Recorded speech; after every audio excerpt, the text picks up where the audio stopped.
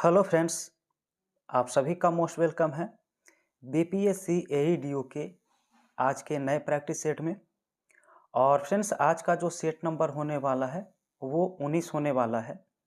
और ये जो आपका सेट है सामान्य भाषा का होगा। तो फ्रेंड्स, आपका बीपीएससी एईडीओ का एडुटेरिया का ये वॉल्यूम 3 हम डिस्कस कर रहे हैं प्रतिदिन। आप सभी को इसका वीडियो मिल रहा है। तो यहाँ पर सामान्य भाषा का आज हम सेट डिस्कस करेंगे। तो इसके बाद आपका सामान्य ज्ञान का होता है, जीके का, उसके बाद मैथ का। तो सारा प्रैक्टिस सेट आपको यहाँ पर मिलने वाला है। साथ ही साथ इसका पीडीएफ आप सभी को मिल जाता है। तो पीडीएफ के लिए टेलीग्राम चैनल आप लोग ज्वाइन कर लीजिए और लिंक आपका वीडियो के डिस्क्रिप्शन में दिया गया है। आप लोग वहाँ से इसे ज्वाइन कर लीजिए, ठीक है। तो फ्रेंड्स, इसमें इंग्लिश का 30 प्रश्न होगा और 70 प्रश्न हिंदी का होगा। तो इंग्लिश के सारे क्वेश्चन का आंसर आप सभी का मार्क कर दिया गया है। आप लोग पीडीएफ से भी इसे आसानी से मिला सकते हैं, याद कर सकते हैं। तो इंग्लिश के प्रश्नों को हम इस वीडियो में स्किप कर रहे हैं और सीधा हमारा जो क्वेश्चन हिंदी का है उसे डिस्कस करेंगे 31 से 100 तक का। तो चलिए आंसर करिए 31 से। क्वेश्चन लिखा हुआ है, आना जाना में कौन सा अपेक्षित विराम चिन्ह है। ठीक है, तो आना जाना में जो आपका होता है वो होता है योजक चिन्ह, यानी कि इस तरह से योजक चिन्ह दिया जाता है। तो ए ऑप्शन यहाँ पर इसका राइट आंसर होता है। क्वेश्चन नंबर नेक्स्ट रहेगा 32, जहाँ पर लिखा गया है कि निम्न में से किस वाक्य में विराम चिन्हों का सही प्रयोग नहीं हुआ है। तो विराम चिन्ह का किसमें सही प्रयोग नहीं हुआ है, तो वो है आपका ऑप्शन सी। ठीक है, ऑप्शन सी में यहाँ पर सही प्रयोग नहीं हुआ है। नेक्स्ट क्वेश्चन लिखा हुआ 33 में कि गीता ने कहानी लिखकर पुरस्कार प्राप्त किया। तो यह वाक्य किसका उदाहरण है। 33 का। तो ये सिंपल सेंटेंस है, सरल वाक्य है। नेक्स्ट क्वेश्चन है कि मैंने एक बूढ़े आदमी को देखा जो बहुत बीमार था। तो वाक्य ये किसका उदाहरण है। तो फ्रेंड्स, यहाँ पर ऑप्शन नंबर आपका सी राइट आंसर होता है। इसे मिश्र वाक्य कहा जाता है। ठीक है, मिश्र वाक्य का ये क्या है, उदाहरण है, जिसमें एक वाक्य और दूसरा उपवाक्य होता है। नेक्स्ट प्रश्न है कि अभय और उभय के समरूपी भिन्नार्थक इनमें से कौन सा लिखा गया है। 35 का। तो 35 का आंसर ए होता है, नीडर, दोनों। ठीक है। नेक्स्ट है, चपला और चपल के समरूपी भिन्नार्थक बताइए, इनमें क्या होगा। तो इसका आंसर ए करना है। चपला का अर्थ बिजली और चपल का अर्थ तेज होता है। नेक्स्ट है, लिखा गया मिलाप शब्द में कौन सा प्रत्यय लगा हुआ है। 37 का। तो मिलाप में जो प्रत्यय लगा हुआ है वो है आप। ठीक है। नेक्स्ट है कि सही अर्थ वाले श्रुति सम भिन्नार्थक युगल का इनमें चयन करिए। 38 का आंसर क्या होगा। तो 38 का आंसर सी होगा, शीत। और शीत जो है वो ठंडा तेज किया गया। नेक्स्ट होगा 39, लिखा किस विकल्प में सही विलोम शब्द का युग्म दिया गया है।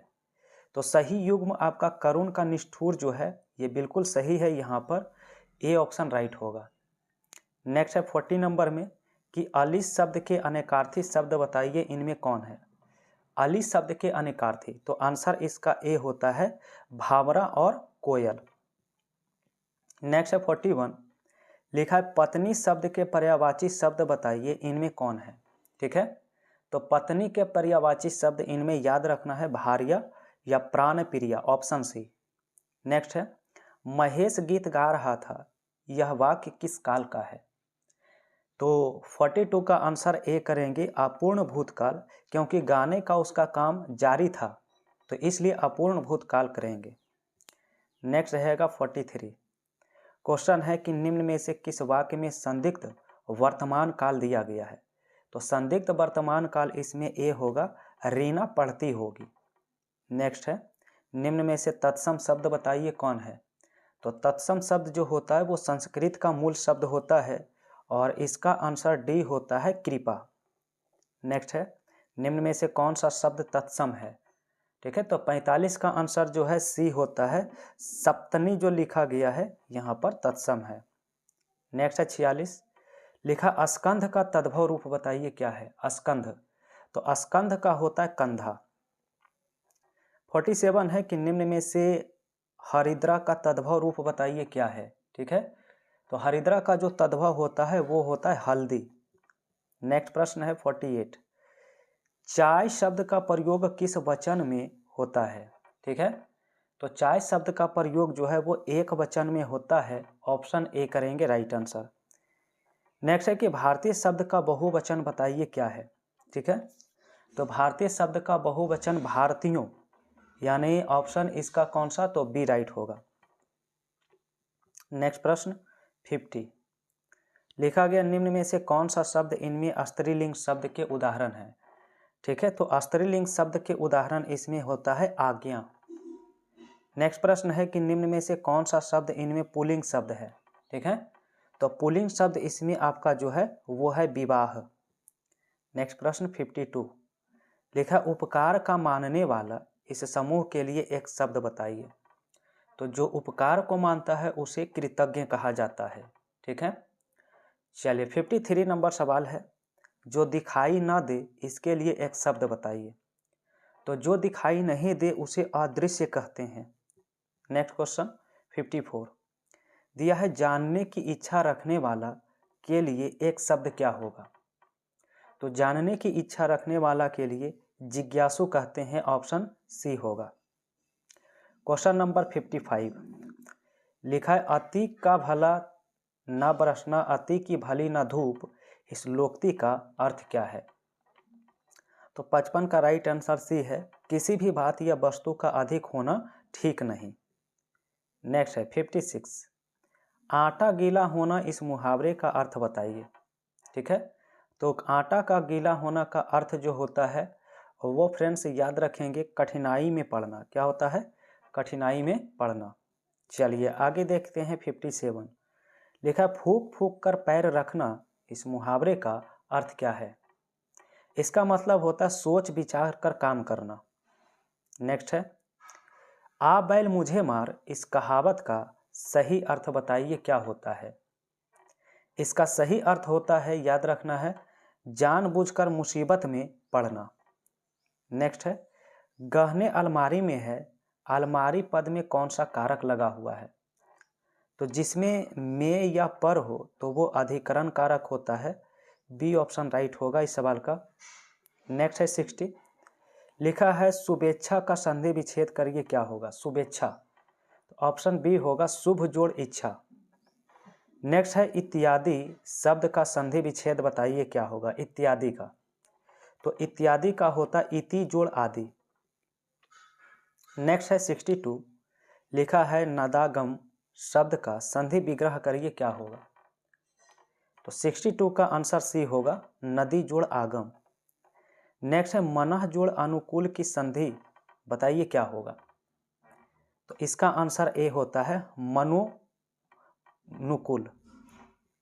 नेक्स्ट है 64, बंगाली शब्द में किस प्रत्यय का प्रयोग हुआ है। तो बंगाली में यहाँ पर जो प्रयोग हुआ है वो है ई। नेक्स्ट है कि अनुगामी शब्द में कौन सा उपसर्ग लगा है। तो अनुगामी में आपका उपसर्ग अनु लगा हुआ है। ठीक है, क्वेश्चन नेक्स्ट होगा 66, कहा है प्राधीन में कौन सा उपसर्ग है। तो प्राधीन में जो होता है पर लिखा हुआ है वो इसमें उपसर्ग है। नेक्स्ट है निम्न में कौन सा पुरुषवाचक सर्वनाम नहीं है। 67, तो 67 का आंसर यहाँ पर याद रखना है ऑप्शन ए, कौन जो है यहाँ पर पुरुषवाचक नहीं है, ये अनिश्चयवाचक का उदाहरण है। नेक्स्ट है कि निम्न में से कौन सा शब्द द्रव्यवाचक संज्ञा है। 68 का, तो 68 का आंसर सी करेंगे चमड़ा। नेक्स्ट है कि पशु चर रहे हैं, इस वाक्य में पशु कौन सी संज्ञा है। तो पशु यहाँ पर जो है वो जातिवाचक संज्ञा है। नेक्स्ट लिखा है उसका भाई खेलता है, इस वाक्य में सर्वनाम क्या है। तो बिल्कुल बी ऑप्शन होगा पुरुषवाचक सर्वनाम। नेक्स्ट है निम्न में से शुद्ध वाक्य की चयन करें, इनमें से कौन सा वाक्य शुद्ध है। तो गंदा पानी उबाल कर पिए, पहला ही ऑप्शन इसमें शुद्ध रूप से लिखा गया है।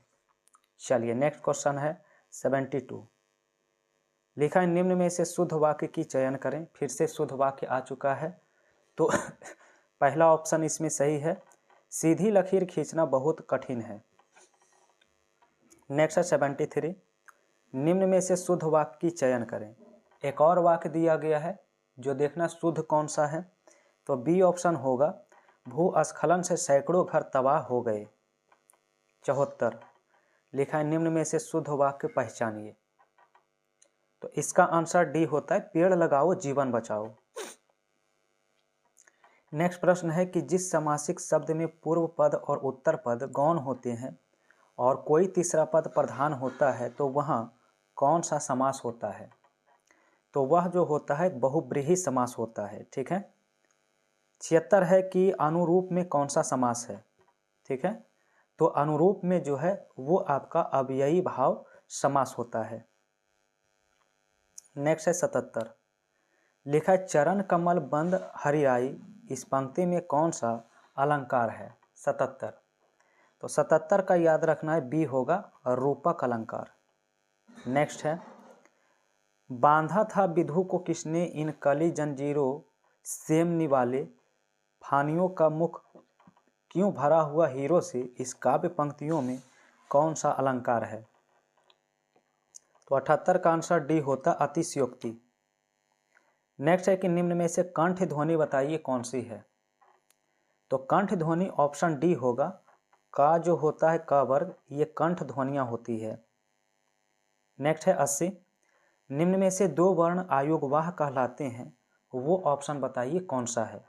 तो वो ऑप्शन डी है, अन और अह जो है ये आयोगवाह कहलाते हैं।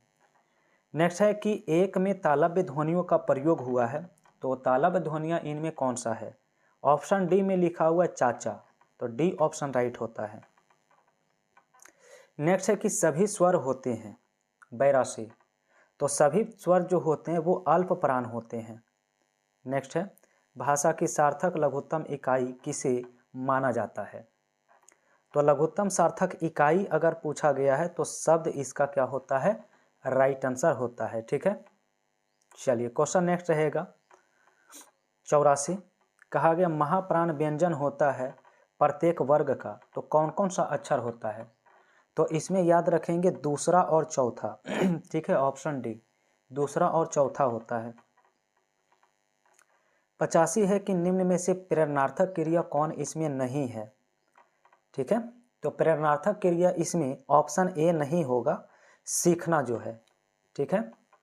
नेक्स्ट है 86, राम धीरे धीरे टहलता है, इस वाक्य में क्रिया विशेषण कौन सा है? तो 86 का राइट आंसर धीरे धीरे जो है यहाँ पर क्रिया विशेषण होगा। नेक्स्ट है, भरत मुनि ने नाटक कितने रस माने जाते हैं? तो 87 का ऑप्शन डी होता 8। और नेक्स्ट है 88 में, करुण रस का स्थायी भाव क्या होता है? तो 88 का उत्तर जो है शोक यहाँ पर होता है, और ऑप्शन ए इसका क्या होता है? Right answer. नेक्स्ट क्वेश्चन 89 से होगा, जहाँ पर लिखा हुआ है, निसी दिन बरसात में हमारे सदा रहत, पावस ऋतु हम पर जब ये श्याम सिधारे, तो उपयुक्त पंक्ति में कौन सा रस है? तो 89 का ऑप्शन बी होता है वियोग श्रृंगार रस। नेक्स्ट है 90, जिसमें लिखा गया कि रस को काव्य का क्या माना जाता है? तो 90 का ऑप्शन सी होता है आत्मा। नेक्स्ट लिखा हुआ 91 में कि असफल व्यक्ति क्या अर्जित करता है? असफल व्यक्ति जो अर्जित करता है वो है अनुभव की संपत्ति। नेक्स्ट है, मनुष्य को किस प्रकार कर्तव्य पालन करना चाहिए? 92 का आंसर डी होगा, उपयुक्त में से सभी। चलिए आगे बढ़ते 93 में लिखा है, मनीषियों ने सफलता की कुंजी किसे कहा है? तो 93 के लिए आंसर सी होता है असफलता को। नेक्स्ट प्रश्न है कि कैसे व्यक्तियों का जीवन धीरे धीरे बोझ बन जाता है? तो बोझ बन जाता है कि जो असफल होने पर दोबारा प्रयत्न नहीं करते हैं। नेक्स्ट 95 है, कहा गया जीवन की सार्थकता किसमें है? तो जीवन की सार्थकता जो है वो कर्तव्य मार्ग पर चलने के आनंद में होता है। अब फ्रेंड्स 96 से 100 तक गद्यांश का प्रश्न है, इसे पढ़कर उत्तर देना होगा।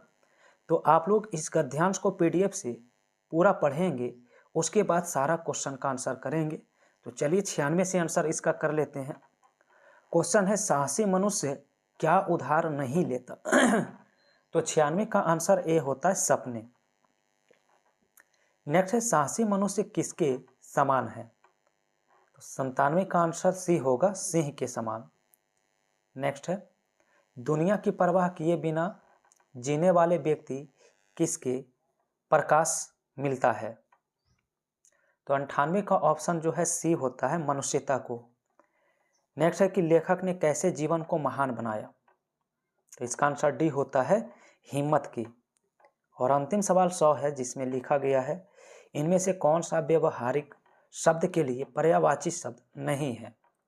तो 100 का ऑप्शन बी करेंगे आदर्शवादी। तो फ्रेंड्स ये आपका जो हमने सामान्य भाषा का प्रश्न डिस्कस किया है ये सेट नंबर 19 है। और कल जो है जीके जीएस का सेट हम डिस्कस करेंगे, नेक्स्ट सेट इसका। तो प्रतिदिन आप सभी को एक वीडियो BPSC AEDO का प्रतिदिन मिलने वाला है।